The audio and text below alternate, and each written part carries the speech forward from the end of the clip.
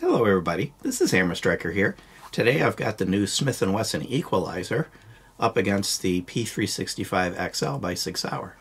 Please don't forget to check out our website. Go to our affiliates page. You'll find discount codes for things like Mantis Axe and Core belts. Link to that cool little bore light that we use for lighting up the barrels. Use those links. It will often save you money, never will cost you any additional money, and helps the channel. Thank you. When Smith & Wesson first came out with the EZ series, which the Equalizer is an extension of, there was designed to have it a very light slide, very easy to pull for people that had a more compromised grip, but you gave up a lot. It was a bigger gun than most of these other guns that were in that same category. It really no longer fit into the micro compact, and it only held 8 rounds. So it really would not have been a contender to something like the P365XL, which holds 12 rounds in its flush factory magazine that I just took out. Well, the Equalizer changed that game. So the Equalizer now has 10 rounds in its flush mag, which is right here. So you might think, well, that 12 is bigger than 10. You'd be right, but you also would find that the Sig has got a much taller grip in that 12 rounds.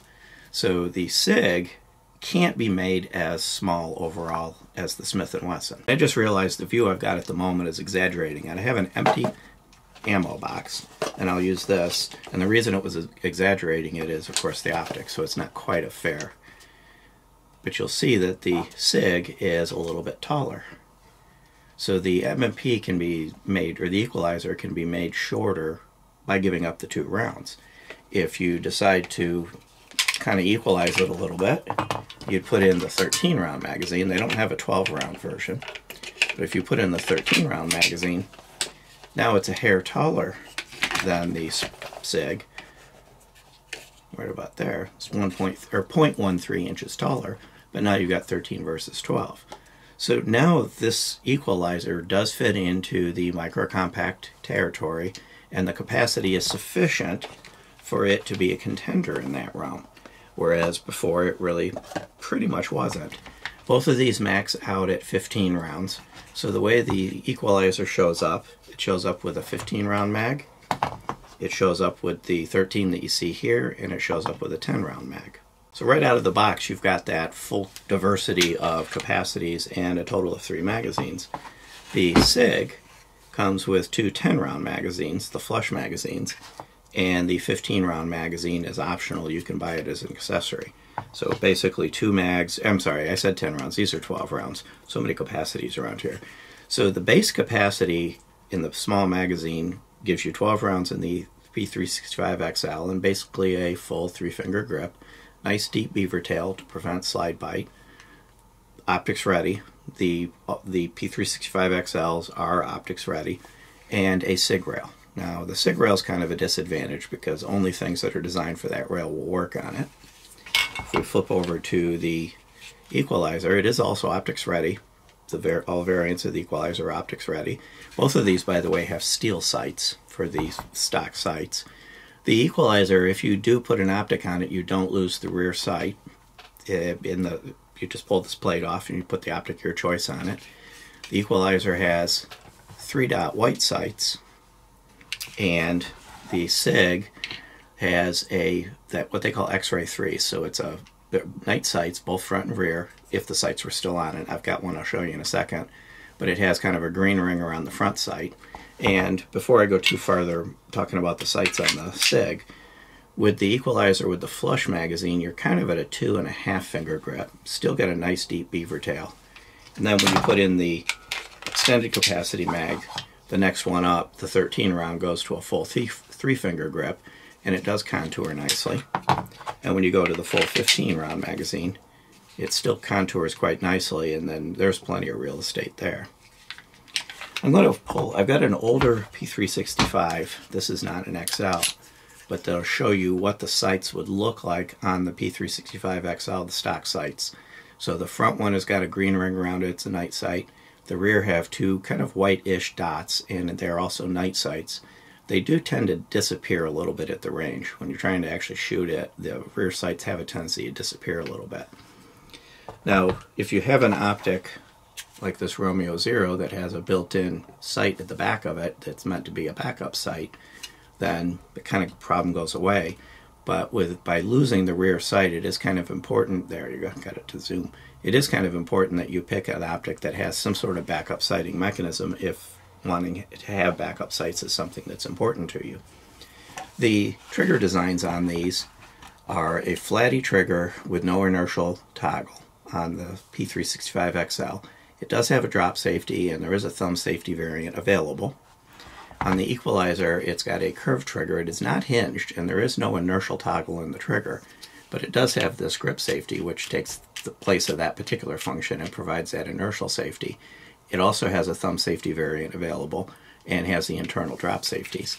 So from a safety perspective, the Equalizer has the inertial protection that the P365 doesn't, but I've actually never heard of one of these P365s going off when dropped, so I believe they're both designed to be drop safe and tend to be proving to be drop safe. Now these grip safeties do tend to be a little polarizing. Everybody loves them when they're on a 1911, everybody hates them when they're anything else. This one works, it goes away very quickly. If you get even a loose, half-decent firing grip on this, it's going to work. So I've had, throughout the time I've had this and the EZ series before it, I've never had it not go off when I had a good grip on it. In fact, I just kind of have a loose, sloppy grip right now, and it clicked. If I didn't have any grip at all, the trigger would be dead. But even the loosest, sloppiest grip, it works. So pretty much, if you're holding it well enough that it's going to stay in your hand when it goes off, the grip safety will be out of the way. Now, one disadvantage to it is it doesn't go entirely flush. And that's probably part of the reason why it makes it more reliably engaged, so that it'll go off when you want it to. But because it doesn't go all the way flush, you do have this little bit of a hump that you're going to feel press against your hand. I could detect it, I could feel it. It's not perfectly smooth and rounded. I would say the P365 has a overall more comfortable grip because it's just smooth and contoured and there's nothing kind of sticking up in the middle of it. But it didn't hurt. It didn't put any imprints on me or feel bad in any way. From a couple of other ergonomics, let me pop the magazine out of this one. A couple other ergonomics. They both have front and rear slide serrations. The serrations on the Equalizer are far more pronounced, and there's little wings here. If I tilt it a little bit, you'll see these little wings that are meant for your hand to catch on when trying to cycle it. But again, keep in mind that the Equalizer is really focused on people that have reduced grip strength. So these little ergonomic enhancements make it a little easier to make sure you've got a hold of the slide. Both of them take down very easy. Lock them back, flip a lever, and they come right apart. Both of them are toolless maintenance. And both of them have proven to be reliable. Of course, the P365 has had more runtime. It's been out there longer. But the EZ series in general, which is what the Equalizer is based on, as well as the Shield series, which they all kind of share some mechanical design similarities, have proven to be reliable. So I have every expectation the Equalizer will keep up the reliability of the entire series. So whichever one of these I picked, I really wouldn't be worried about reliability. Since I have them sitting here side by side like this, let's talk about the overall dimensions of them. So it's 6.6 inches long on the P365, 6.75 inches long on the Equalizer. I already talked about the height with flush magazines. The XL with its 12-round flush magazine is 4.8, and the Equalizer with its 10-round flush magazine is 4.5. And then it goes up to 4.95 with a 13-round magazine. So when you're getting the capacities close, it's a little bit taller, but then again, you've got one more round at that point. The Equalizer is 1.04 inches thick, and the Sig is 1.1 inches thick. So nothing about the dimensions of these is going to make the decision. Both of these are striker-fired guns, and both of them, when I demonstrate the triggers, they've got basically the typical striker-fired triggers, and weight is a difference. Interestingly enough, the Equalizer is heavier. It weighs 22.9 ounces, and the P365XL weighs 20.7 ounces with a flush mag. Weight might kind of tilt you one way or another, but the overall physical dimensions aren't going to. I did realize I misspoke a minute ago. This is actually a hammer-fired gun. The trigger feels so much like a striker trigger that you would actually mistake it for one, but it's actually an internal hammer-fired gun. So, but it works a lot like a striker gun.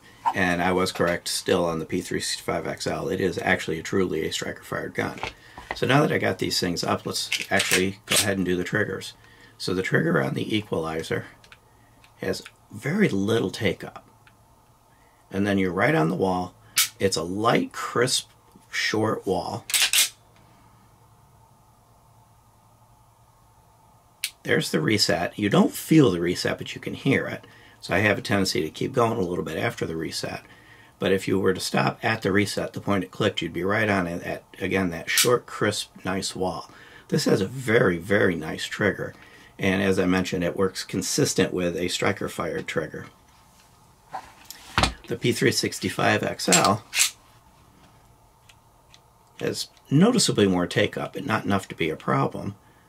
And then kind of a light, bit of a creep-through wall, a bit of a longer wall. A very defined reset. It's very clear when it resets.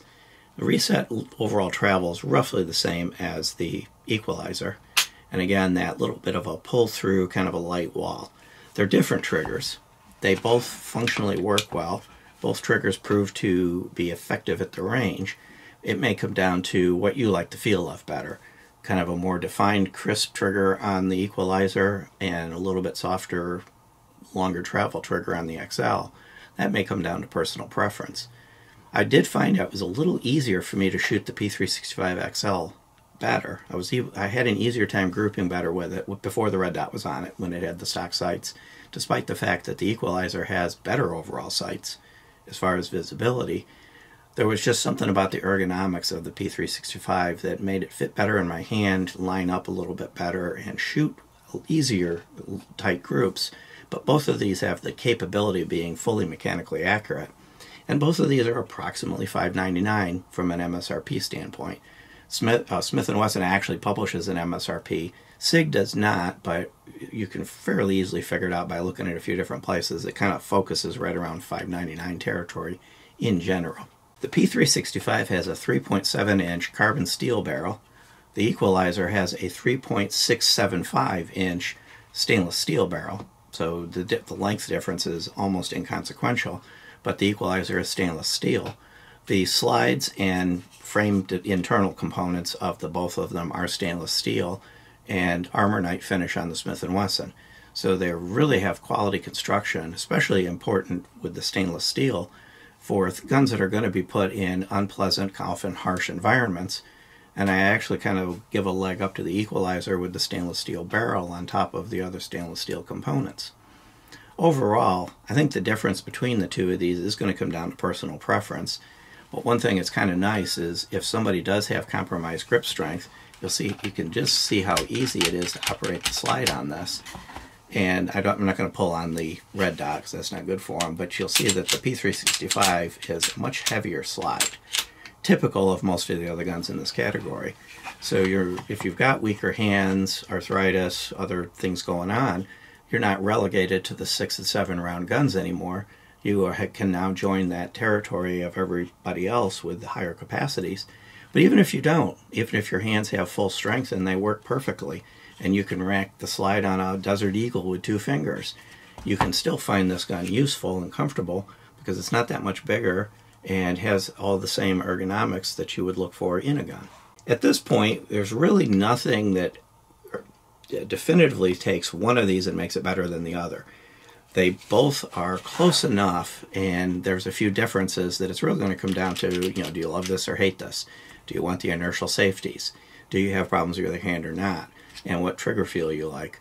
But nothing about either one of these glaringly says, yeah, this one's junk, buy that one, or vice versa. So really at this point, I would kind of be a toss-up on which one of these I would pick. I might lean a little towards the P365 simply because I can shoot it better, but probably spend time with this and I'd be right there as well. Beyond that, if you like our videos, please give us a thumbs up, share, subscribe, click that bell to be notified if you do. Check us out on Patreon, Facebook, Instagram, Getter, Twitter, pretty much everywhere, even Rumble. Thank you.